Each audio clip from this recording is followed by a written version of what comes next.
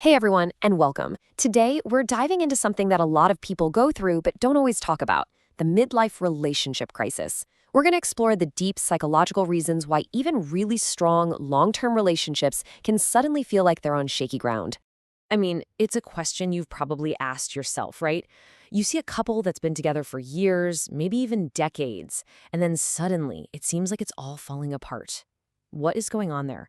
What's happening beneath the surface? To really get to the bottom of this, let's start with a really powerful thought from Jungian analyst James Hollis. He says, nothing carries more potential for hurt and disappointment at midlife than a long-term intimacy like marriage. Now, that might sound a little bleak, but it's not about being cynical. It's about recognizing the huge psychological weight these relationships are often carrying. So, that brings us right into our first section, the midlife relationship crisis. And the subtitle says it all, when the foundation shakes. But here's the thing. This shaking isn't necessarily a sign that everything is broken. It can actually be a painful, yeah, but also a totally necessary part of growing, both as a person and as a couple.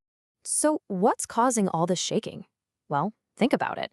The hopes, the needs, all the stuff we brought into our relationships when we were younger, a lot of which we weren't even aware of, they start to crack under the pressure of real life. The choices we made in our 20s are getting a massive stress test, and you start to see where the foundation might be weak. To really get why this happens, we've got to look at two huge psychological ideas. Let's pull back the curtain on these unseen forces at play, projections and the inner child. Okay, first up, the inner child. Now, this isn't about being childish or immature. Hollis describes it as this living, breathing memory of our childhood that we all carry around. It's the part of us that holds on to our deepest needs, our oldest wounds, and all the unconscious tricks it learned to protect itself. And, you guessed it, this inner child brings some pretty massive and often totally unrealistic expectations to the table in our adult relationships. So what's the inner child's number one tool? It's something called projection. And the definition here is super important.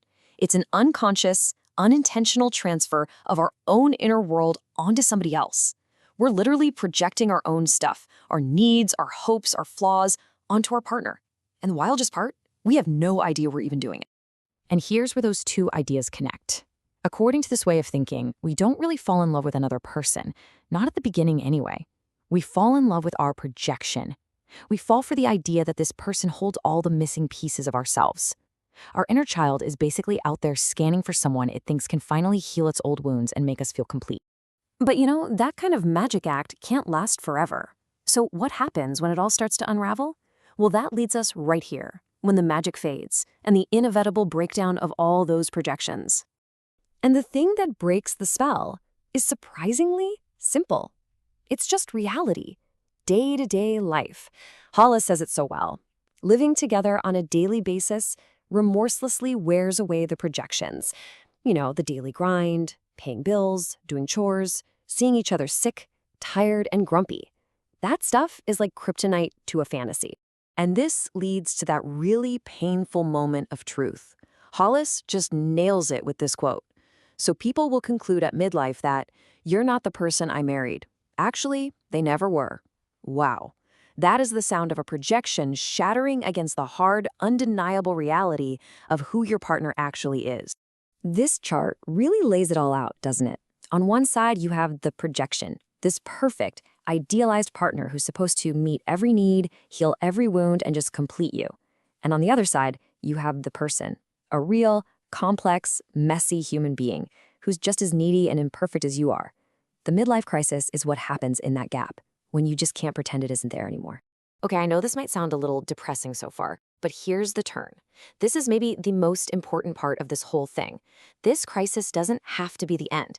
In fact, it can be the beginning of something so much better. This is about loving the real person, an opportunity for true intimacy. Let this sink in for a second. The end of that projection is not the end of the relationship. It's actually the moment a genuine one can finally begin. It's the chance to trade a connection based on a fantasy for one that's based on what's actually real. And that shift introduces the real work of a mature relationship. It's not about finding your twin anymore. Like Hollis says, where one wanted the simple love of sameness, one must now learn the difficult task of loving otherness. It's about truly seeing and valuing and loving a completely separate individual for exactly who they are. So that sounds great, but how in the world do you actually do that? Well, our last section is all about the path forward. It's the path to transformation, and it's all about building a truly mature connection. The main tool you have for this kind of transformation is conversation. But we're not just talking about chit-chat. Citing the philosopher Nietzsche, Hollis says a true marriage is a grand dialogue, and that requires what he calls radical conversation. So, what does that actually look like? Well, it comes down to 3 huge steps. Step 1, you have to take full responsibility for your own happiness and psychological well-being.